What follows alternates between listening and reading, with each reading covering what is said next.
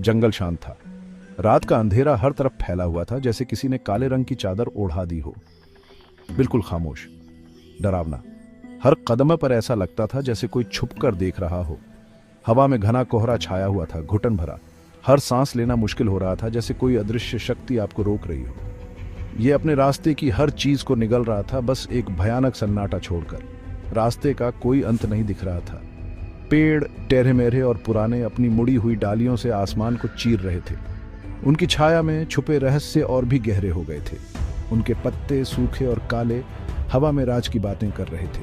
हर सरसराहट में एक कहानी छुपी थी, एक डरावनी कहानी। ये कोई आम जंगल नहीं था। ये एक ऐसा जंगल था जहां हर चीज में एक रहस्य छुपा था। ये परछाइयों और फुसफुसाहट की जगह थी। हर कोने में एक अनजाना डर छुपा था। एक ऐसी जगह जहां डर ने जड़ पकड़ ली थी और बरछ रहा था। यहाँ हर कदम पर डर का साया था, हर सांस में एक अनजाना खौफ। एक अकेला मुसाफिर विशाल जंगल के बीचों बीच चला गया, निडर, या उसे ऐसा ही लगता था।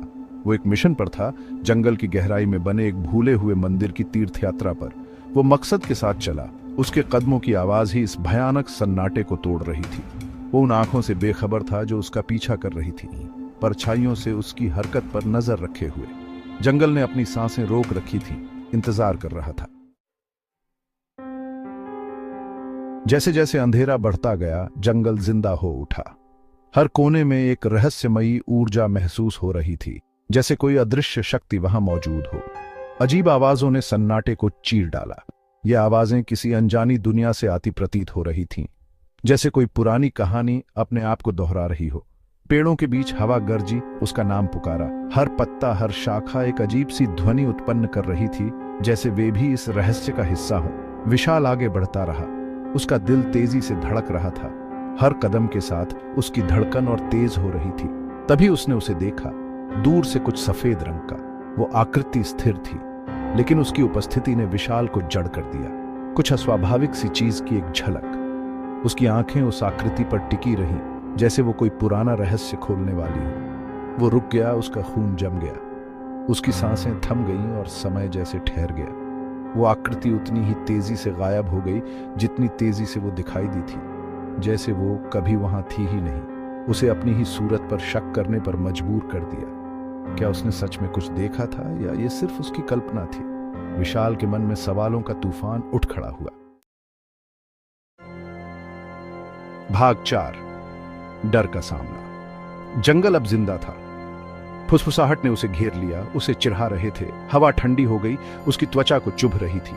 और फिर वो उसके सामने खड़ा था, सफेद रंग की आकृति। अब कोई झलक नहीं, बल्कि एक भयानक हकीकत। उसकी आंखें अंधेरे में लाल चमक रही थीं, उसकी आत्मा को चीरती हुई। डर, कच्चा और आदिम, उसके अंदर दौड़ गया। वो लकवाग्रस्त था, एक बुरे सपने में फंस गया था। भाग 5, दहशत में फंसे। विशाल भाग गया। उसने पीछे मुड़कर नहीं देखा। भूतिया आकृति बड़ी आसानी से उड़ती हुई उसका पीछा कर रही थी। जंगल उसके खिलाफ साजिश रचा रहा था। पेड़ अपनी शाखाओं से उसे पकड़ने की कोशिश कर रहे थे। वो लड़खड़ा गया और गिर गया। उसकी सांसें तेजी से चल रही थीं। वो आकृति करीब उड़ती हुई आई, उसकी आंखें उसे जला रही थीं।